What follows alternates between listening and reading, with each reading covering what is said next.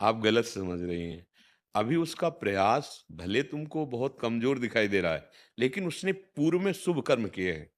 जैसे यहाँ देखा जाता है कि ना वो जितना प्रकाशित हो रहा है, ना उसकी योग्यता है, ना उसका प्रभाव है, पर वो होता चला जा रहा है, अर्थ बढ़ता चला जा रहा है, प्रणाम नमस्कार यश कीर्ति सब, और एक है कि उससे 100 गुना बढ़कर प्रयास कर रहा है, 100 गुना, लेकिन उसको उस रूप में नहीं अवसर मिल रहा है। उसका कारण पूर्व का जो शुभ है वो उसके पीछे लग गया है, उसको उठा रहा है। और जिस दिन वर्तमान का जो हमारा और पूर्व का शुभ वो क्षीण हो जाएगा, वो एकदम ऐसे जैसे हाइलोजन नहीं ऐसे प्रकाश किया और एकदम फिर फ्यूज हो गया।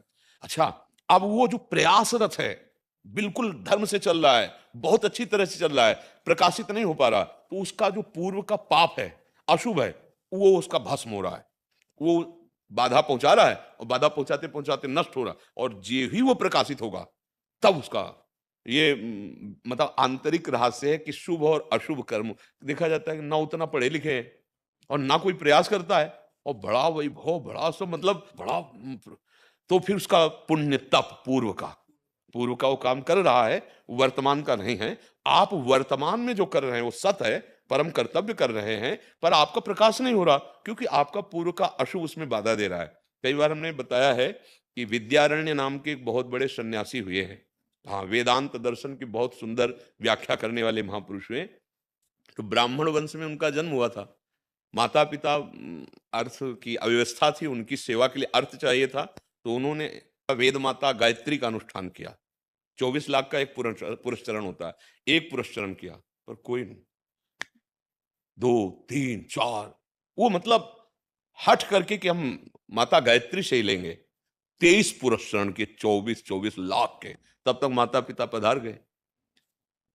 बड़ी एक अंदर से असंतुष्टता हुई कि शत मंत्र गायत्री, इतना पुरस्चरण, ना कोई संकेत हुआ और ना कोई हमें, निराश हो गए और सन्यास ले लिया। जो आदि गुरु भगवान शंकराचार्य जी के द्वारा स्थापित मार्ग, जो ही सन्यास लिया तो वेद माता गायत्री साक्षात प्रकट हो गई और उनका वरम ब्रूही। आप सन्यासी हो गए तो क्या वरम ब्रूही? बचपन से लगे थे अभी तक कि कुछ धन मिल जाता, बोले अगर अभी कहें तो देवराज इंद्र का पद, जो वैभव कहें, तो उनका आप प्रकट क्यों नहीं हुए? इतना पुरस्कार। बोले तुम्हारे अनंत जन्मों में ऐसे 24 महा अपराध थे, उनको 23 पुरस्चरण से कट गए और एक सन्यास से कट गया। अब आप जो चाहो तो मांग लो। अब आप विचार करो, हम लोग माला दो माला से प्रारब्ध काट हाँ, असंतुष्ट हो जाते। अच्छा, आप विचार करके देखो, रामकृष्ण परमहंस जी, भगवत स्वरूप, गले में कैंसर, आप विचार करके देखो। भाई जी हनुमान प्रसाद पोद्दार जी, आप कितने बड़े महापुरुष, हाथों में कैंसर, कैसे कैसे रोग, जन्म जन्मांतरों का जो हिसाब किताब है भाई। हाँ, वो चल, ये दुख सुख आते रहते, इसमें घबराहट नहीं होनी चाहिए। अपने कर्तव्य में, यही भगवान उपदेश, कर्मण्येवाधिकारस्ते माँ फलेषु। हम लोग क्या होते हैं, इतने फल में आसक्त होते हैं ना, कि अगर अनुकूलता मिल गई तो हर्षित हो गए, इतने हर्षित हो गए, अभिमान में फूले, और प्रतिकूलता हो गई तो इतने निराश हो गए कि अब जीना मुश्किल हो गया। इसीलिए हम कहते हैं कि सत्संग सुनो, थोड़ा अध्यात्म ज्ञान तो प्राप्त हो, जिससे जीने की कला आ जाए, बचने की कला आ जाए, दुख सुख से बचने की कला आ जाए। किसका प्रश्न था जी? क्या क्या भाव है? महाराज इनका था कि क्या हमारे ऊपर कृपा नहीं है भगवान की बस हम। यही, कृपा नहीं, सही बात पूछो तो हमने मूढ़ता का आश्रय ले रखा है, कृपा तो भरपूर है। ये जो हमें मनुष्य शरीर मिला, केवल कृपा से हम सबको मिला है। हाँ, कबहू का करी करुणा नर देही, और देत ईस्ट बिनु हेतु सनेही। बस हम अपनी मूढ़ता का त्याग करें। मूढ़ता के त्याग के जो स्वरूप है वो विवेक है, और वो सत्संग से मिलता है। और भगवान की कृपा आपके ऊपर देखो है, सत्संग मिल गया। अगर भगवान की कृपा न होती तो आप यहां जाते? हाँ, जब द्रव ही दीन दयालु राघव तो साधु संगति पाइए। हाँ, हरि कृपा के बिना मिले नहीं संता। हाँ, अब क्या संशय कि मेरे ऊपर हरि कृपा नहीं, मानो देह मिल गया, सत्संग मिल गया, हमको चलने का मार्ग समझ में आ रहा है, हाँ, हम निराश क्यों हो? देखो, दुख सुख ये दिन रात की तरह द्वंद हैं, और ये आएंगे। भगवान ने उतार लिया तो उनके भी लीला चरित्र में आए, आज के सत्संग में वर्णन किया है। आप सोचो ना, कोई ऐसा माता पिता है जिसके लाडला पुत्र प्रकट हो रहा हो, हथकड़ी बेड़ी, घोर राक्षस स्वभाव के पार्षद लगे हुए कंस के, कहीं जरा भी और पैदा प्रकट कौन हो रहे हैं? स्वयं जगत के पिता ईश्वर महान महिमा में अखिल कोटि ब्रह्मांडों का स्वामी प्रकट हो रहा है। देखो कैसा, आप विचार कर, हम तुम इतना दुख में है क्या? आप प्रभु के पावन चरित्रों को पढ़ करके देखिए, तो दुख सुख का ये क्षेत्र है। अच्छा, यहां क्या है कि सुख की लेवल में दुख ही मिलता है। ये ऐसी दुकाल है दुख योनया दुखालयम शाश्वतम। यहां जो माया बेच रही है सुख, वो ऐसा समझो कि लेवल सुख की लगी है, वो माल पूरा दुख का भरा है। दुख योनया, भगवान कह रहे हैं दुखालयम शाश्वतम। आज तक कोई यहां का वैभव प्राप्त करके सुखी हुआ हो तो बताना। सबको अगर किसी को भी सुख मिला है तो भगवान की शरण में। सुखी मीन जह नीर गाधा जिम हरि शरण नहीं को।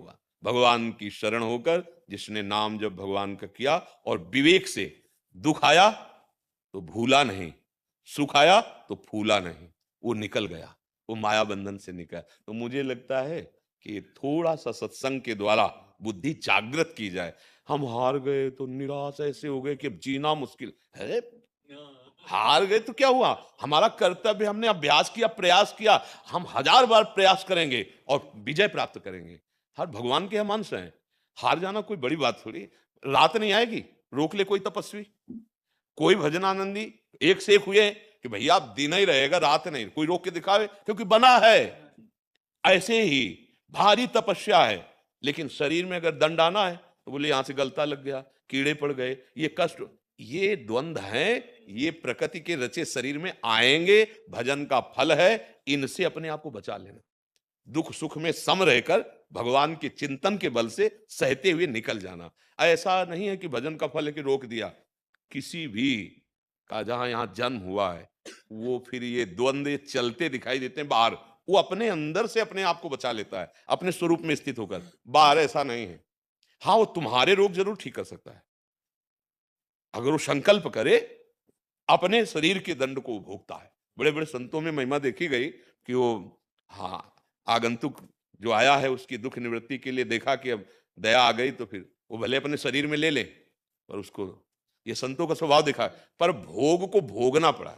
चाहे ऐसे लेके भोगे या अपने तप के द्वारा उसे भस्म करें, पर अपने शरीर का नहीं। हमने बड़े बड़े महापुरुषों को देखा है, वो अपने शरीर के कष्टों को सहते हैं। तो मुझे लगता है कि हमको उन्हीं की तरफ चलना चाहिए। महाजनों गतेन स पंथ। हाँ, महापुरुष जिस मार्ग में गए हैं तो वो सहकर भगवान को प्राप्त हुए। अगर हम भजन का फल इसमें लगा दें, दुख सुख में, तो ये तो देखो शरीर नाशवान है और ये सब परिवर्तनशील है, ये टिकेगा नहीं। हम लोग वर्तमान में शरीर ही बने हुए हैं, इसी में जी रहे हैं, इसी के सुख दुख में फूल और दुखी हो रहे हैं। आप देख लो ना, कोई बहुत ही अध्यात्म मार्ग का चलने वाला सुख दुखों से अपने आप को बचा पाता है। अध्यात्म सुख दुख को सहने के लिए है। सुख दुख जो हमको विक्षिप्त करती है, उससे बचने की कला आत्मज्ञान, हाँ, विवेक। बड़े बड़े महापुरुषों ने हर कष्ट सहे हैं, तो मिटा नहीं सकते थे क्या? जैसे अब देखो ना, मतलब अब जैसे हम कई बार प्रार्थना की कि आप लोग इस भ्रम में न रहो कि आप करो गंदे आचरण और कोई आपके जंतुर बांध देगा, कोई आपको कुछ दे ले देगा तो आप दुख से दूर हो जाओगे। नहीं हो पाओगे भाई। आप अच्छे आचरण करो, आप भगवत मार्ग में चलो, नाम जप करो, आपको किसी जंतुर की जरूरत नहीं।